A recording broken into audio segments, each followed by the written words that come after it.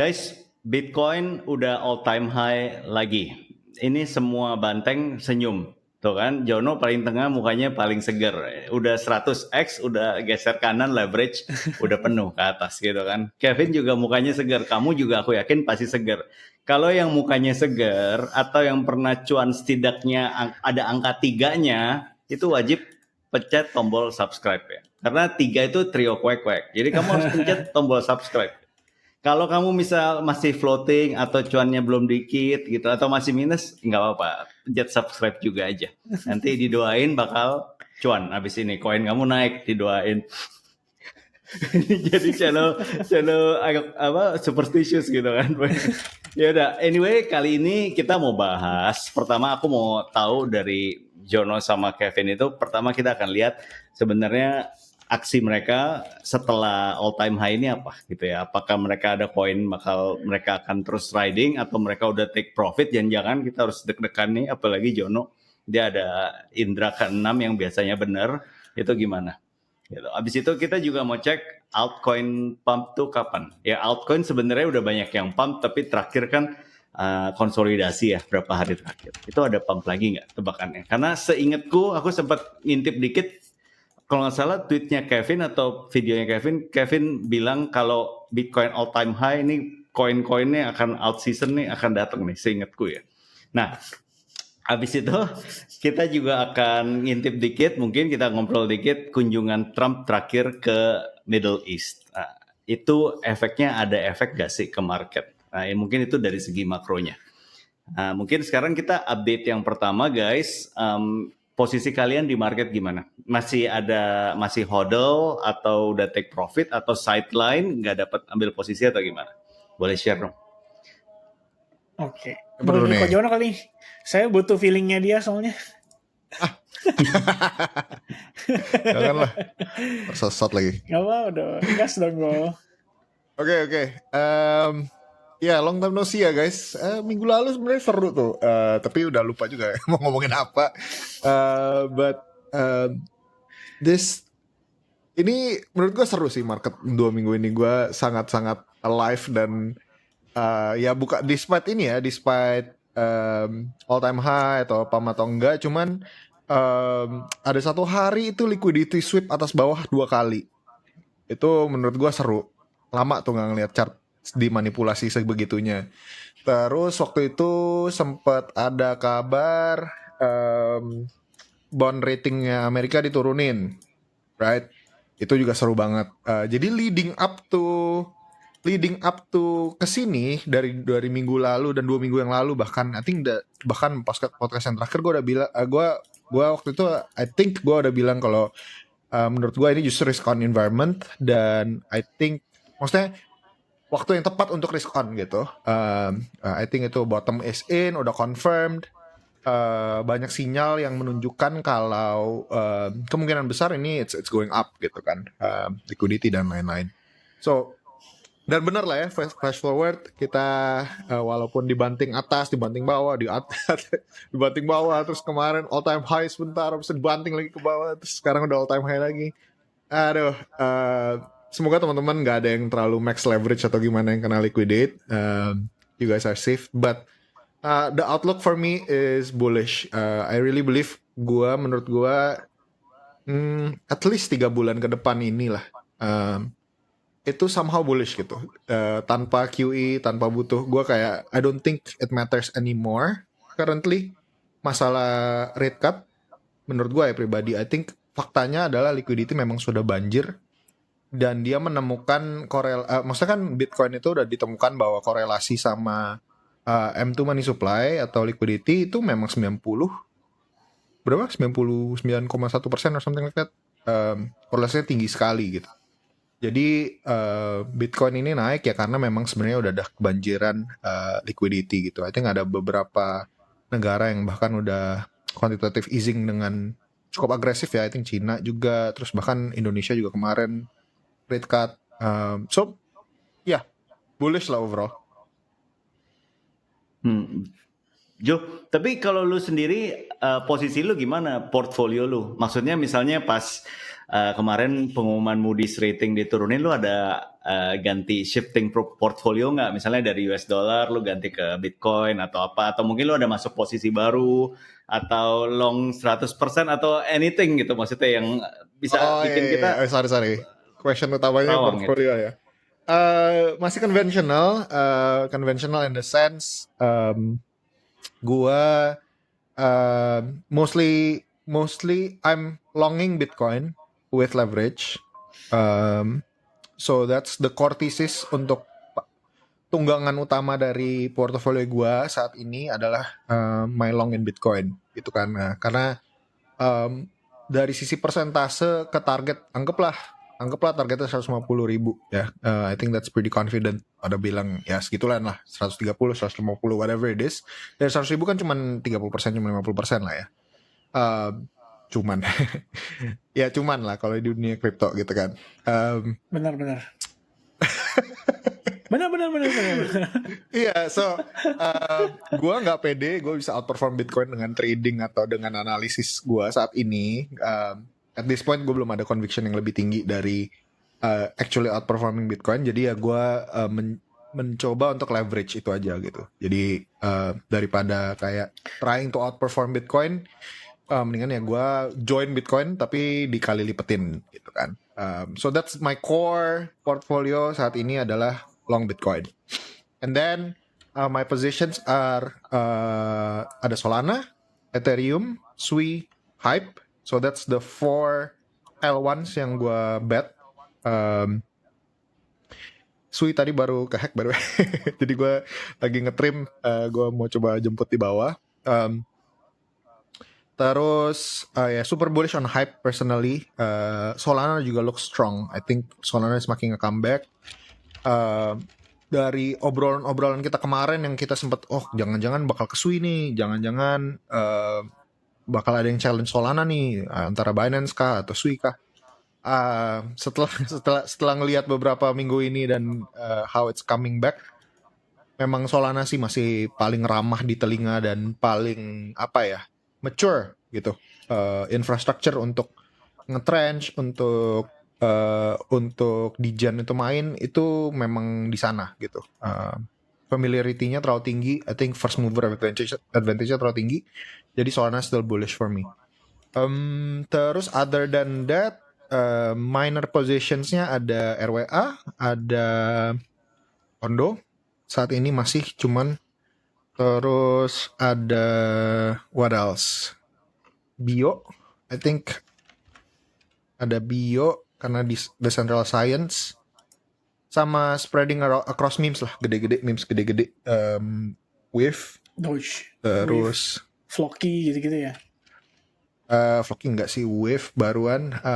Watching Launchcoin really closely. I think Launchcoin kalau ada dip yang signifikan gue akan load up lagi. Sekarang sih masih kelihatannya agak pelan. Apalagi ya gitulah. Boleh cerita tentang Launchcoin nggak? Tadi kan sempat cerita kan, itu kayak ini tuh barang baru kan? Yes, ya ini sebenarnya topik minggu lalu nih. Tadinya minggu lalu lagi hot-hotnya I think.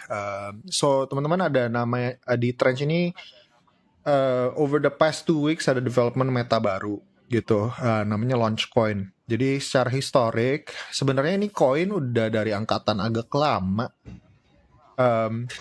Namanya dulu itu Pasternak.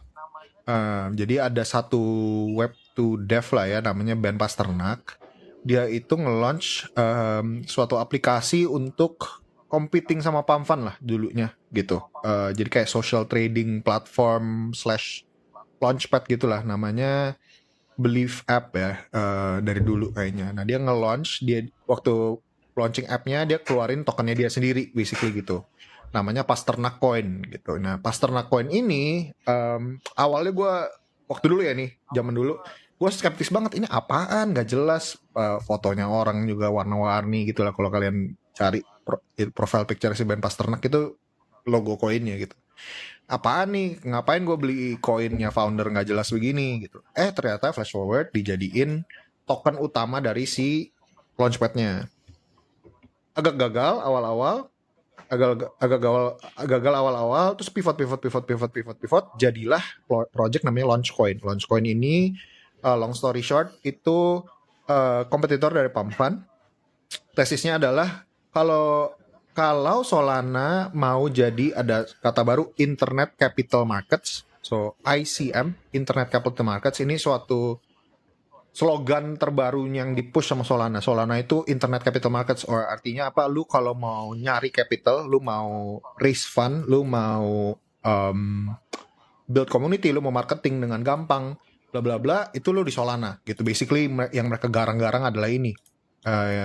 Jadi pump fund tapi yang lebih purposeful dan lebih impact driven atau whatever lah gorengannya mereka itu atau slogannya mereka.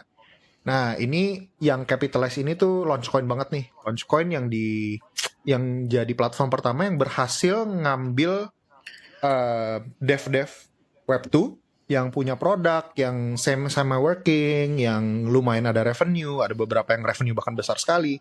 Itu tiba-tiba nge-launch coin di Launchcoin gitu melalui Twitter. Jadi formatnya adalah Launchcoin itu lu tinggal tag Twitternya Launchcoin, lu tambahin plus, tambahin ticker, tambahin nama koin.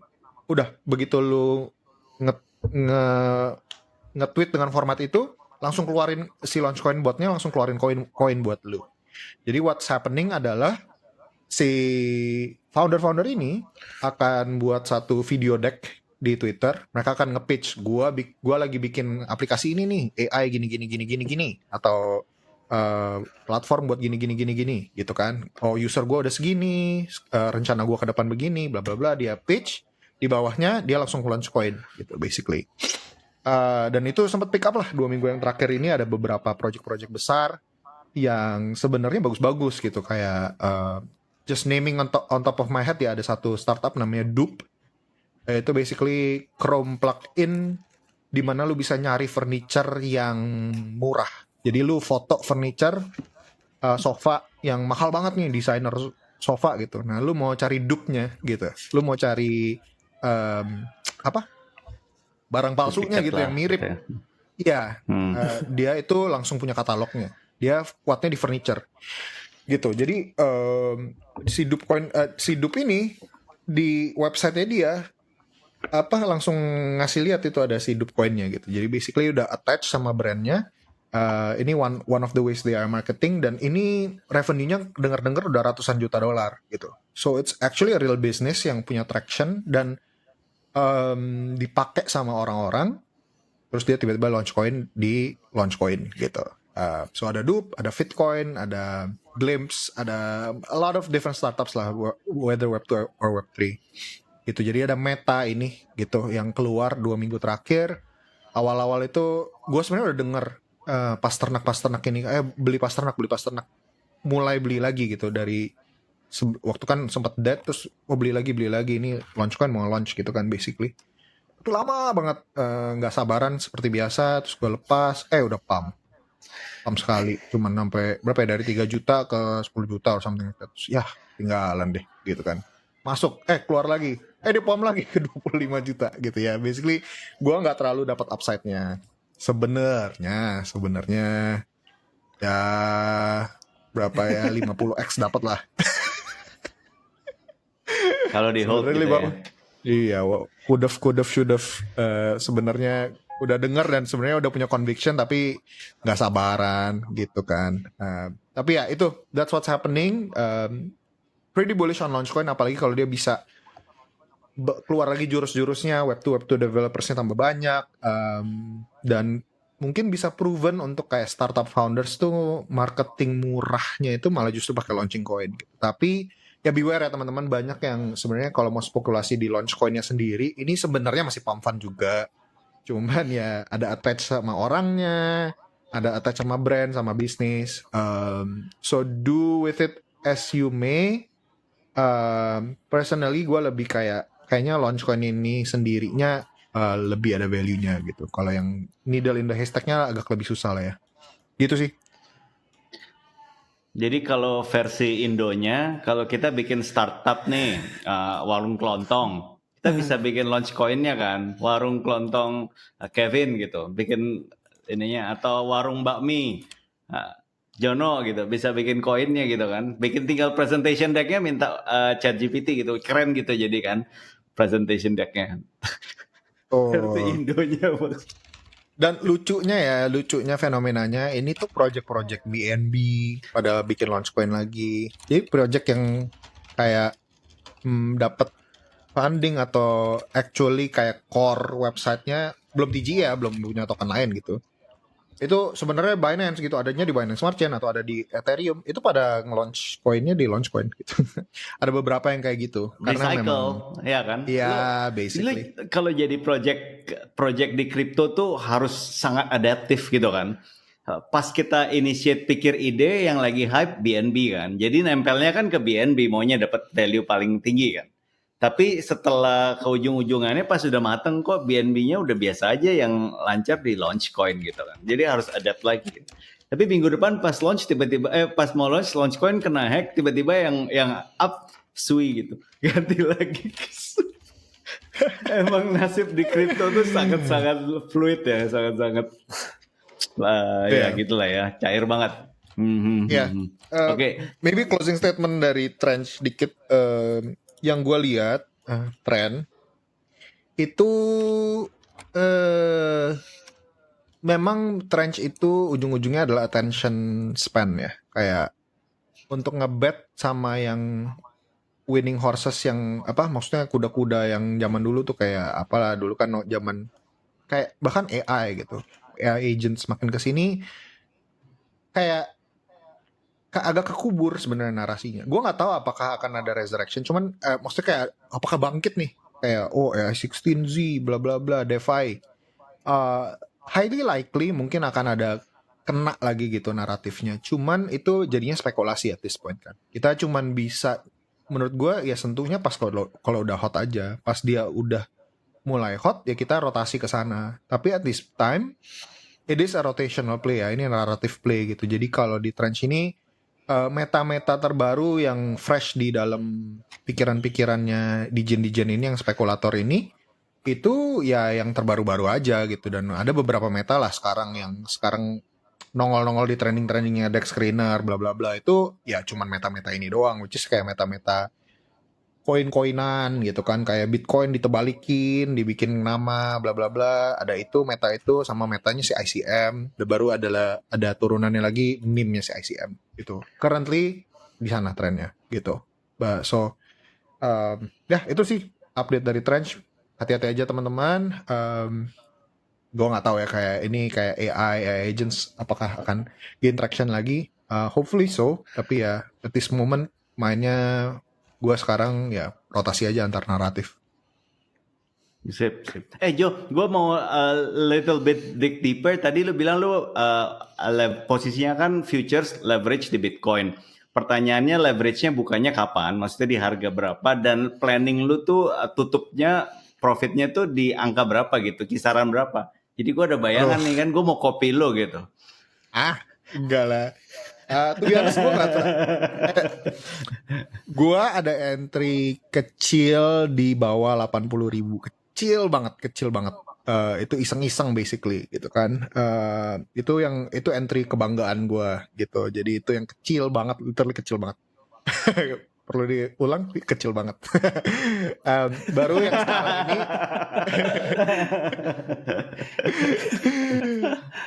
so gue nggak terlalu bangga dengan entry gue to be honest this time karena di atas 100.000 lah actually gitu, nggak terlalu bagus gitu. Cuman ya sebelum breakout, sebelum all time high, so I'm planning to hold that. Ya bilangnya 100 ribuan average-nya. So mungkin TP1 130 lah ya. Abis itu we'll see from there momentum dan timingnya kena 130 itu kapan. Gitu sih. Yeah, that's the answer for me. Sure, thank you Jo. Kalau Kevin gimana Kev? Gimana nih kok? Ya, lu apa action lu di market apa? Hodl atau udah lepas barang, nambah barang, gimana? Masih hold ya most of the coins yang saya punya. Termasuk kan waktu lalu juga sebenarnya kan sempat ada beli Bitcoin itu di kisaran 78.000. momennya pas lagi market itu habis ngedapetin satu kapitulasi yang lumayan kerasa banget lah, yang bikin S&P 500 waktu itu turunnya anjloknya parah banget. Sebenarnya dari semenjak itu aku nggak ada belanja lagi kok, nggak ada nambah barang, karena memang biasanya aku beli itu bukan DCA sistemnya. Jadi aku bener-bener nunggu. Oke nih diskon nih tempat atau good price buat aku nambah barang. Ya udah memang udah ada spare cash-nya untuk beli gitu loh di situ. Dan before that sekitar 100-an ribuan pertama kali kita nyampe ATH itu aku take profit. Jadi take profit di situ, buyback di 78 ribuan something, and then sekarang sampai dengan hari ini masih hold. Dan sebenarnya kalau misalkan ngelihat dari kondisi market, I think it's appropriate ya untuk keep hold the crypto-nya sendiri, karena kita ngelihat nggak terlalu banyak sentimen negatif. Kecuali tadi ya, kalau misalkan kita mau ngomongin soal kunjungan Trump ke Middle East, nah itu nanti ada satu topik menarik lagi, mungkin kita bisa bahas sama-sama gitu. Gitu sih kok, sementara. Siap. Thank you. Kevin nih singkat jelas padat nih biasanya. Ya aku Gaya main ya, dia, ya gitu deh. soalnya gaya main dia nggak ke efek sama kayak kita lagi. Gua nggak tahu kalau Sylvester gimana. Dia hidup atas bawah, sideways semua hidup dia. Sip. Nah, guys, kalau gitu mungkin kita masuk ke altcoins. Meme coin udah terbang, udah lompat. Altcoin, some masih kayaknya mainin kita, some masih malah turun gitu kan, ngeselin. Conviction kalian gimana untuk altcoins? Ini tapi kan kalau alt sekarang ngomongnya luas ya. Mungkin kalau ada conviction ke sektor khusus, misalnya meme coin, atau tadi kan Jono sempat bilang kan ya, main rotasi gitu. Tapi mungkin kalau ke beberapa konviksi yang lebih clear, misalnya altcoin, Ethereum atau apa, something bisa share nggak? Oke. Something dari siapa? Kok Jono lagi dulu kali ya? Dari lu, Vin. Lu kan tadi udah, Jono kan udah cerita tuh Singkat conviction. lo tadi bikin, nggak boleh sesingkat itu. Gitu. Iya. Kalau altcoin sebetulnya kan memang ini sebenarnya kondisi yang cukup menarik. Ya, aku pengen bahas sedikit dan ini mengutip dari statementnya CEO and founder dari CryptoQuant. Masih ingat nggak? Kita pernah bahas di salah satu podcast kita kalau Ki Yong Ju itu sempat ngasih tweet, ya, dia sempat ngepost di X dan dia mengatakan kalau market itu udah bearish. Ya, saya nggak tahu tuh, kalau Sylvester atau kalau Jonathan ingat atau enggak. Ingat. Ya, tapi akhirnya si Ki Yong Ju ngasih post lagi di X dan dia mengakui kalau analisa dia salah gitu loh. Nah, dia kasih nge-breakdown nih. Dia kasih breakdown yang menurut saya cukup detail. Salah satunya dia mengatakan bahwa cycle kali ini tuh beda. Bukan cuman sekedar old whales. Old whales kan pasti ngikutin cycle kan. Jadi begitu dia lihat, oke nih cycle udah kelar, nggak ada liquidity lagi, oke mereka exit dari market. That's it. Nggak balik lagi. Nah, yang Ki Yong Ju kaget adalah ternyata kali ini berbeda karena ETF inflow suddenly nge-spike lagi. Jadi begitu sentimen memudar, cara mainnya itu beda dengan yang dulu. Kalau dulu mungkin nggak terlalu berpatokan sentimen, jadi ngeliatnya cycle. Oke, ini cycle peak, cycle top, that's it, done. Keluar market, ya kan, mumpung lagi ada likuiditas, kita bisa jual dulu, nanti kita serok di bawah, dari retail yang panik jual. Kan ibaratnya gitu ya. Nah, Ki Yong Ju ngeliatnya beda. Kali ini, lebih ke TradFi, traditional finance, yang udah nyemplung market, crypto dan Bitcoin, suddenly bantu ngedorong harga Bitcoin bisa naik lagi. Jadi high demand dari situ sebetulnya. Nah, akhirnya kita punya sebuah pertanyaan besar, yaitu lubang besar yang harus diisi, yaitu old season. Sampai sekarang masih kan old season gitu. Actually, kalau buat saya, pendapat saya pribadi ya kok, mungkin old season kali ini seandainya ada sekalipun atau terjadi sekalipun, bisa jadi tidak akan serupa seperti di era 2020-2021. Kalau pada saat itu kan secara merata ya, apapun koinnya gitu loh. Bahkan yang kecil-kecil, yang bahkan baru listing sekalipun, itu semua pump dengan easily. At least minimal 10x saya masih bisa dapat di tangan gitu. Tapi kalau medium cap to big cap mungkin 5x, ya 7x itu udah oke banget pada saat itu. Tapi kalau kali ini, katakanlah koin-koin yang udah lumayan lama deh, misalnya Polkadot, Ini holdersnya masih banyak gitu. Polkadot, kemudian Chainlink, kemudian kita ngomongin Aave ya. Aave kalau yang pokoknya koin-koin yang lama.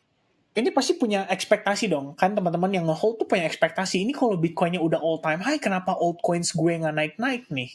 Nah sebetulnya untuk kita bisa mendapatkan itu, kita butuh satu headline besar, yaitu Bitcoin new all time high.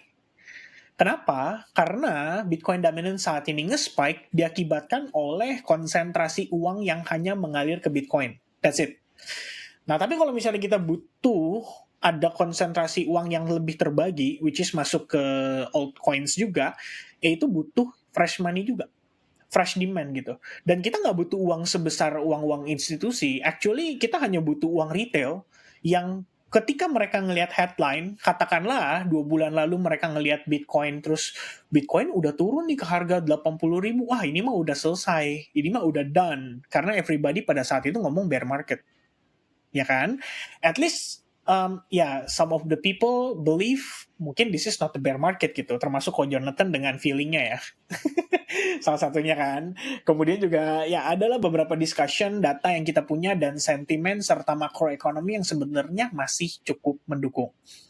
Maka kalau misalkan kita mau ngeliat alts bisa mendapatkan rally, at least secara merata, ekspektasinya adalah headline itu yang akhirnya ngebawa orang balik ke kripto. Jadi mereka ngelihat, gile, Bitcoin 2 bulan lalu 80.000, and then today udah di sekian. Kira-kira begitu. Nah, kabar baiknya, mungkin aku sambil share screen sedikit ya. Sedikit aja, jangan banyak-banyak ya. Bentar, aku siapin dulu. Oke, here we go. Ini kebetulan aku nge-screenshotnya pada saat itu. Satu kondisi yang amat sangat menarik, actually. Yaitu ketika Bitcoin di harga 86.000, secara indeks itu 10. Extreme fear. Katakan ya teman-teman, katakanlah kita terlepas dari kondisinya nih, ya terlepas dari kondisinya.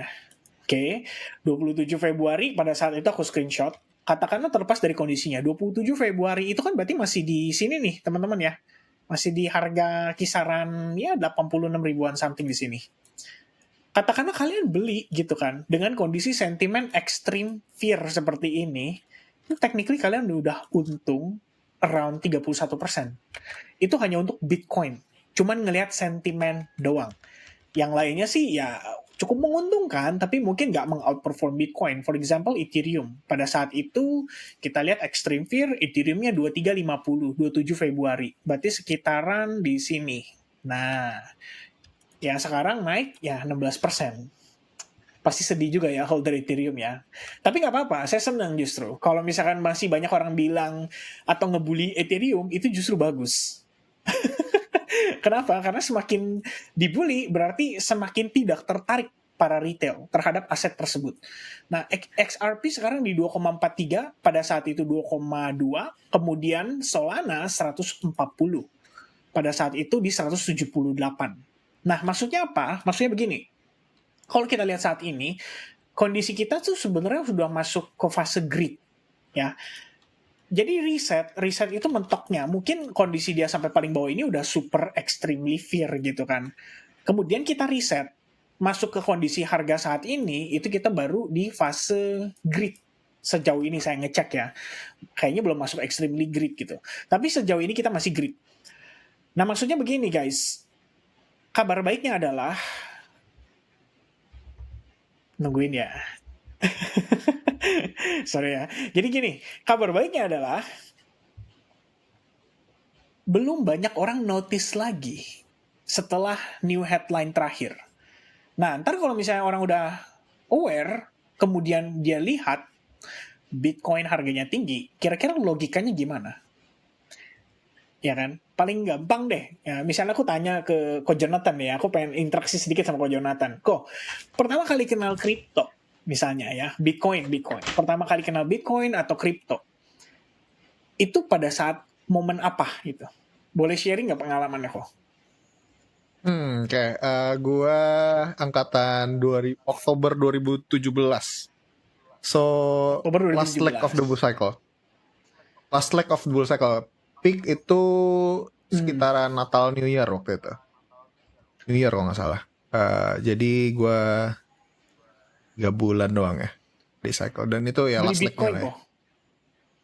Beli pertamanya Bitcoin, habis itu XRP, XLM, bla bla bla. And then nyangkut. Dan nyangkut pastinya. Oke. Nah, sebenarnya gini, pertanyaannya adalah kenapa beli XRP XLM pada saat itu? Bener nggak kalau misalnya aku bilang kayak gini, oh Bitcoin naik kencang tinggi dan udah kelihatan mahal. Jadi coba cari alternatif. Dan mungkin dari hasil research-nya, oh XRP kayaknya bagus deh, XLM kayaknya bagus deh, and then start beli, and then stuck di situ. Betul atau enggak tuh kira-kira? Betul banget. Betul banget. Itu Betul banget. psikisnya. Oke, karena aku juga sama. Yang pertama kali kenal kripto juga sama gitu, most of the time ya. Artinya kita ngerti, oke, Bitcoin naik, Bitcoin sebagai kepalanya, terus kita ngeliat harganya tinggi nih, kayaknya udah nggak mungkin bisa naik sejauh mana lagi gitu kan. Akan ada satu titik dia stop dan lain sebagainya, and then kita start beralih ke altcoins. Nah sebenarnya bagi mereka yang menurut saya nih saat ini, kalau nanti fresh money ini mulai kembali masuk ke market kripto, pada akhirnya mereka akan realize satu hal yang sama, yaitu tadi, secara psikologi mirip-mirip situasinya. Bitcoin udah 115.000, ngapain gue beli Bitcoin lagi? Karena gue mau ngarepin kenaikan 20% itu, mungkin bagi dia udah merasa susah.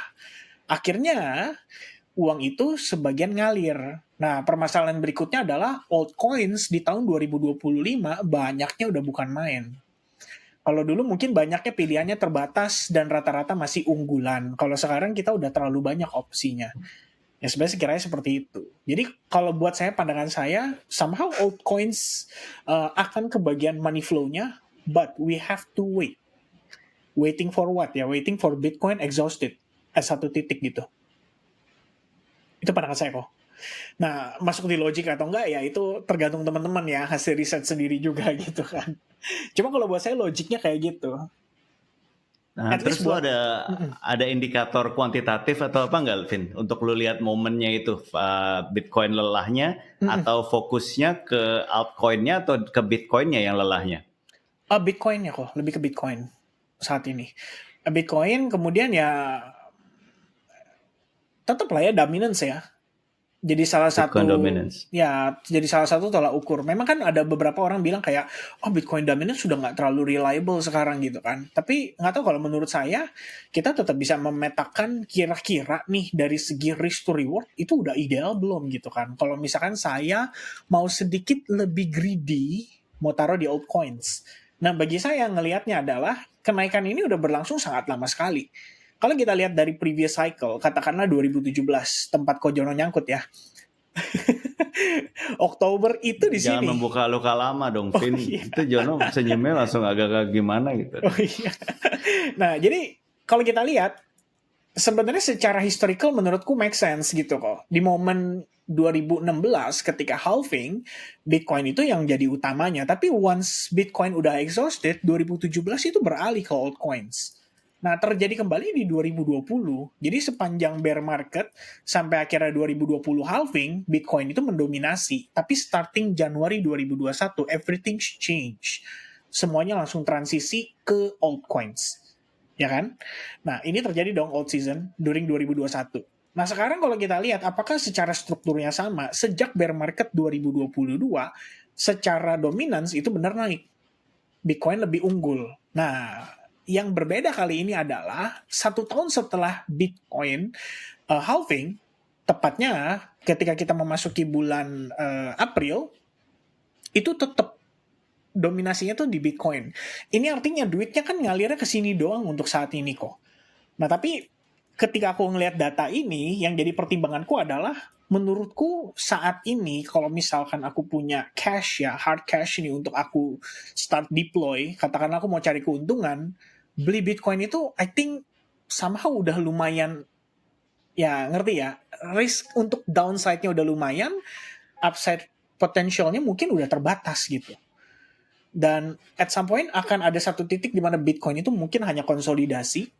Nah, di momen itu harusnya rotasi baru akan terjadi dan terpecah ya ke berbagai sektor di altcoins. Nanti kan pertanyaannya adalah apakah akan secara merata atau hanya bibit-bibit unggul aja, kira-kira begitu. Oke, gue ada counter argumen, oke? So try to counter me, oke? Oke. Jadi kesimpulan counter argumen gue, menurut gue Bitcoin dominance nggak akan turun, gitu. Nggak akan turun artinya nggak kayak cycle sebelumnya, nanti dia turun gitu, altcoin naik gitu. Itu kesimpulannya. Tapi kenapa?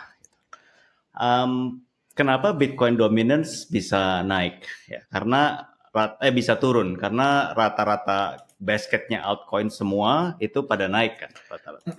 Nah, basketnya altcoin, gabungan altcoin itu dihitungnya kan pro rata, artinya dihitungnya itu berdasarkan weighted. Jadi kalaupun misalnya ada satu altcoin yang kecil banget, market cap-nya 10 juta, dia naik 100x, itu artinya market cap dia baru berapa? Baru 1 billion misalnya gitu ya. Itu 10 juta ya udah kegedean banget, anggap aja tadi 1 juta lah. Naik 100x baru 100 miliar juta dolar. Nah itu buat nurunin Bitcoin dominance itu sangat susah. Karena cuma 100 juta dolar. Itu nggak kena gitu meskipun 100x koin kecil. Artinya apa?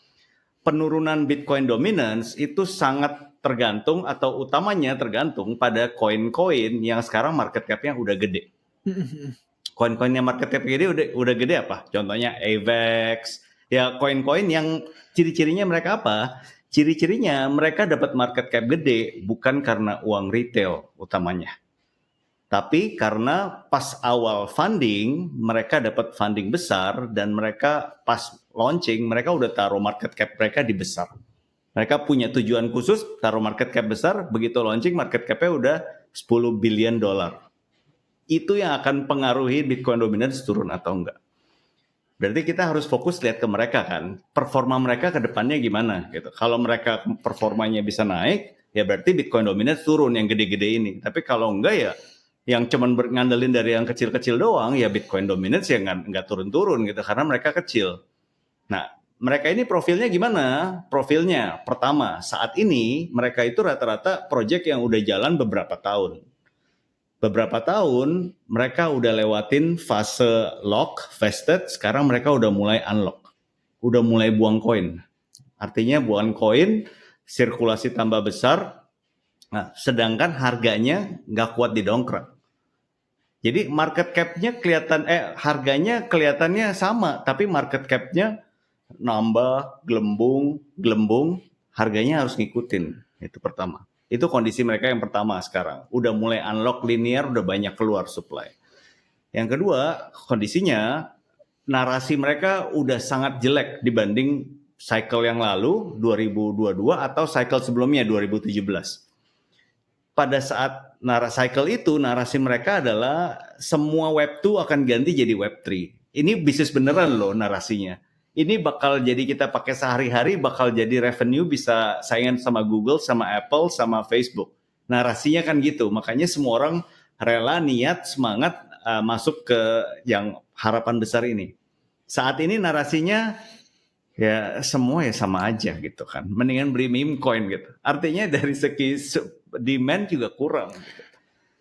Nah, menurut gue profil pemain-pemain yang koin-koin yang sanggup nurunin Bitcoin dominance ya begitu saat ini. Dan nggak akan berubah dalam waktu dekat gitu.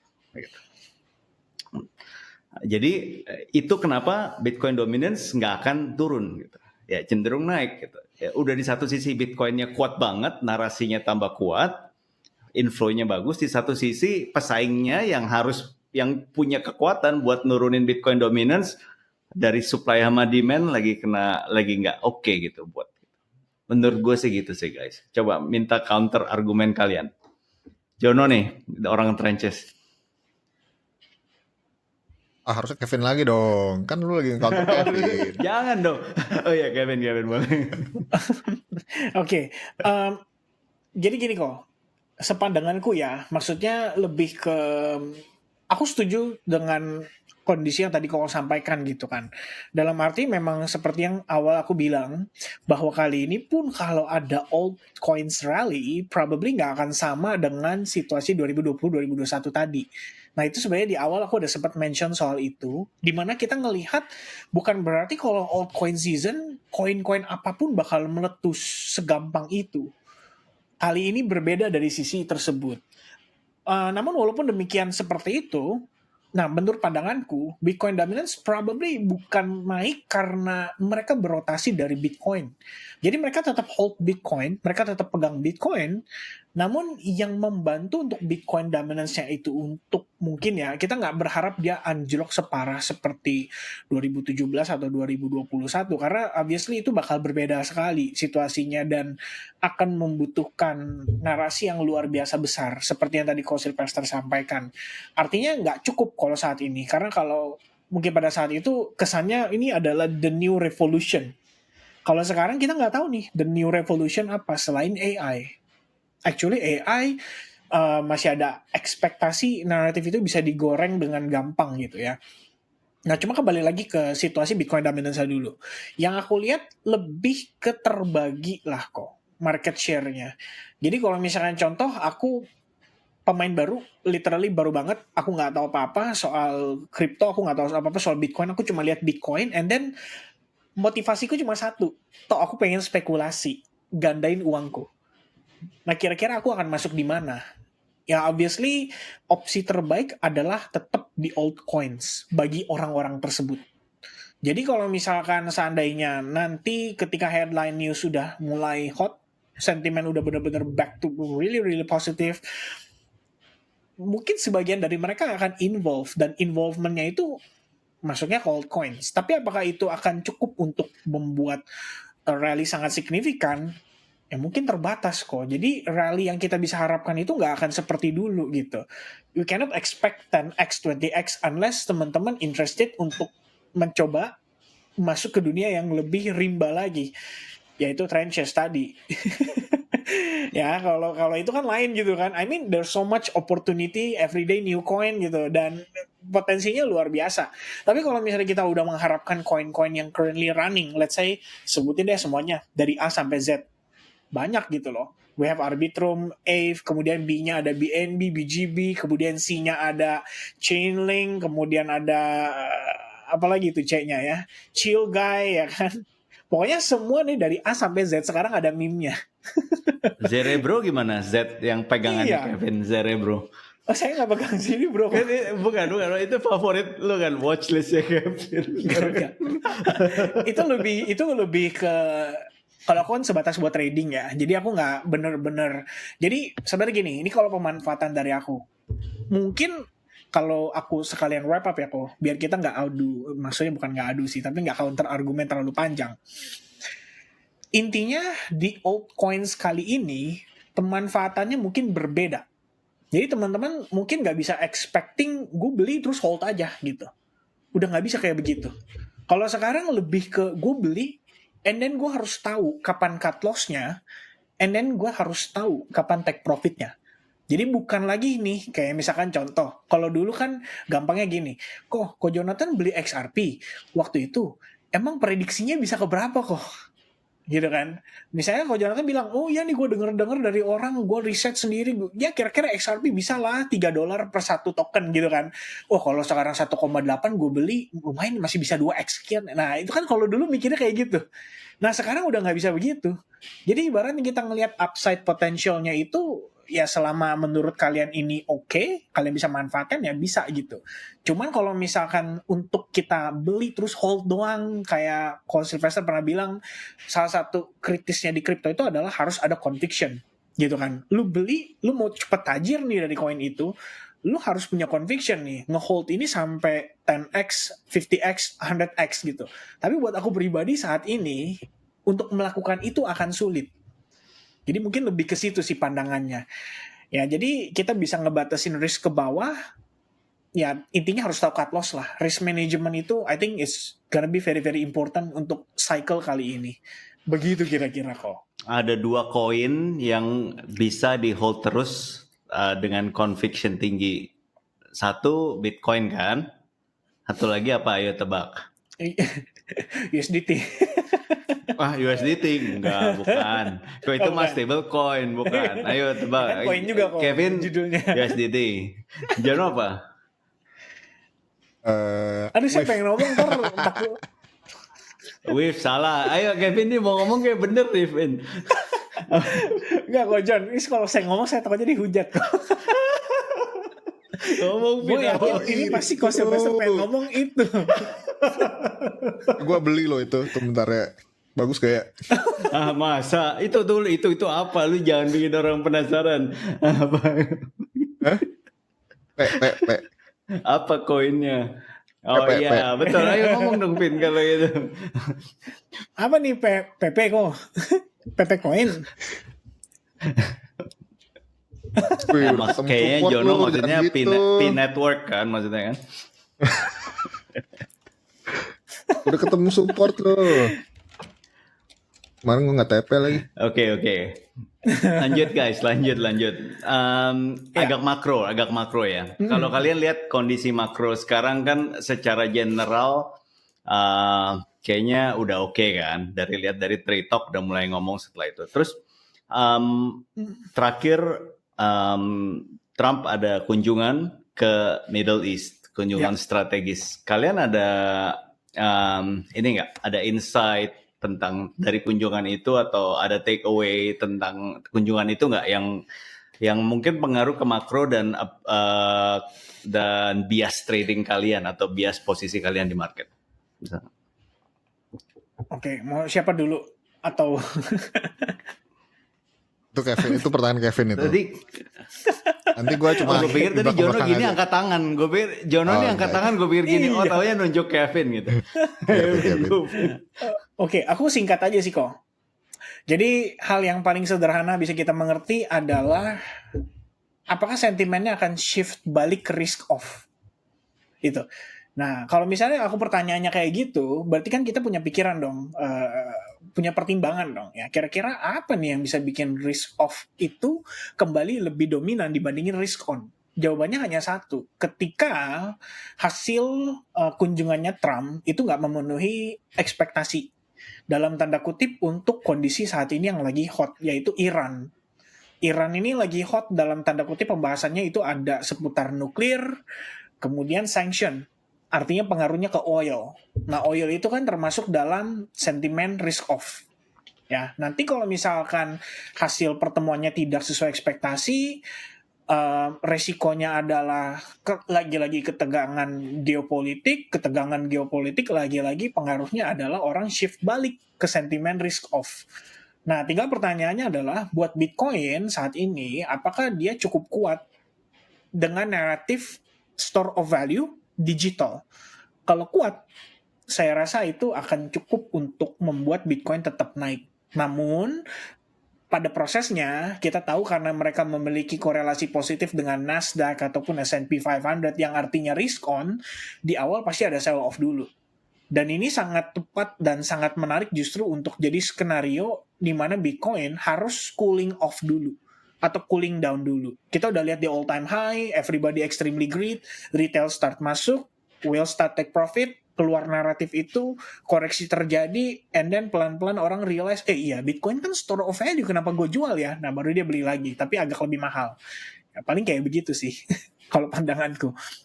Jadi soal kunjungan Middle East ya, ini another uncertainty, karena kita nggak bisa tahu pasti apakah kunjungan itu akan berakhir baik untuk sentimen risk on atau berakhir buruk untuk sentimen risk on. Intinya kalau ketegangan kembali meningkat antara US, Iran dan bla bla bla, ya udah pasti akan ada new narrative lagi untuk ngangkat harga emas, kemudian bond akan turun lagi yieldnya karena orang akan beli bond lagi, dan ya Bitcoin akan terkoreksi dulu. Itu pandanganku sekilas seperti itu. Jadi makro ini bisa jadi salah satu impact penting untuk kedepannya. Ya at least lebih penting dari India Pakistan lah kemarin ya. Masalah kari ya kalau nggak salah ya. Nggak tahu tuh. Enggak. Ngeri ya? Cuman kan katanya enggak dong. Kan katanya India ya apa Pakistan mau nyerang India kan. Cuman kan banyak teman-teman tuh ngeledekin di kolom komen, ini mau pasti rebutan masalah hak cipta karya nih gitu. Oke, itu kira-kira takeaway dari aku. Siap, thank you. Joe,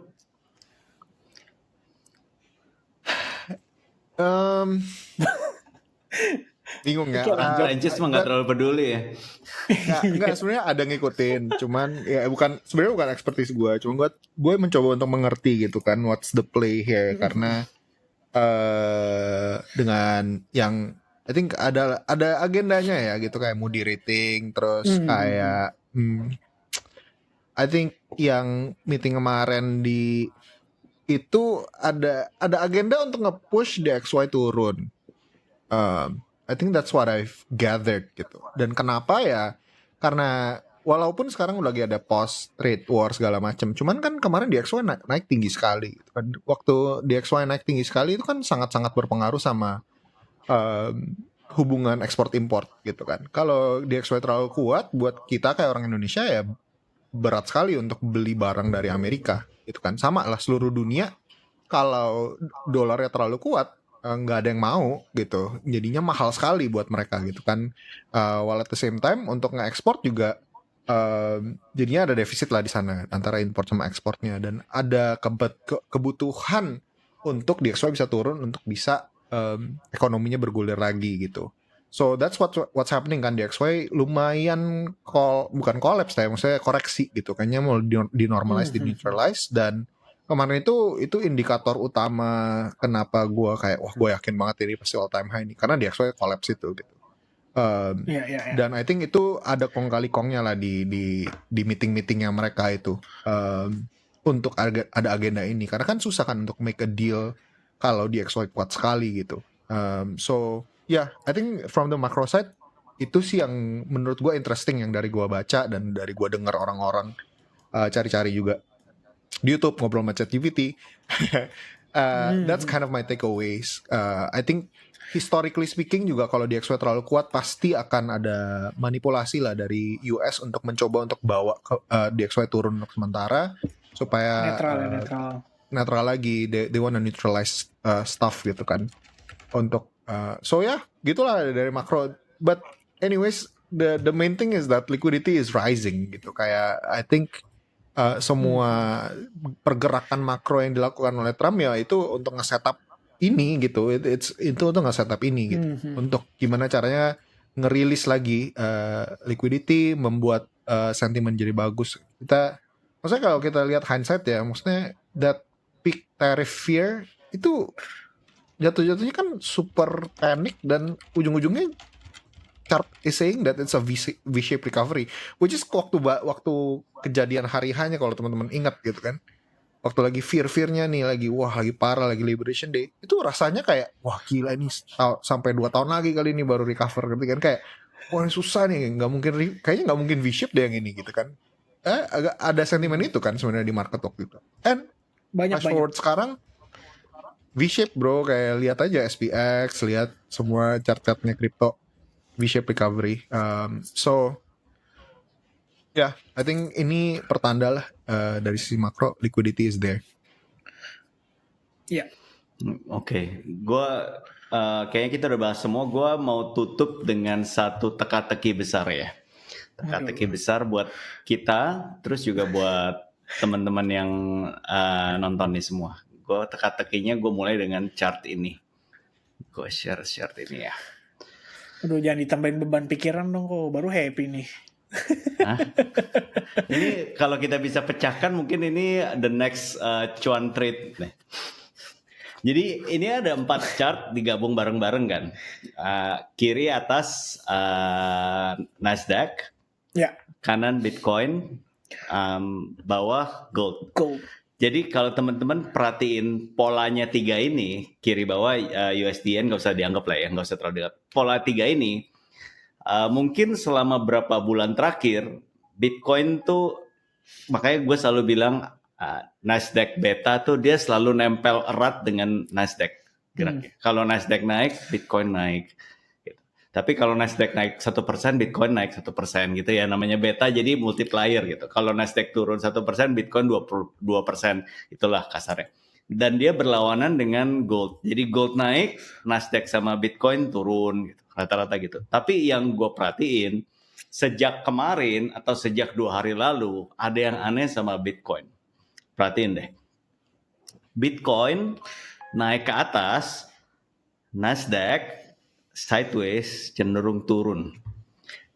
Gold yang udah lemes, memble, tiba-tiba naik ke atas, jadi agak mirip sama Bitcoin.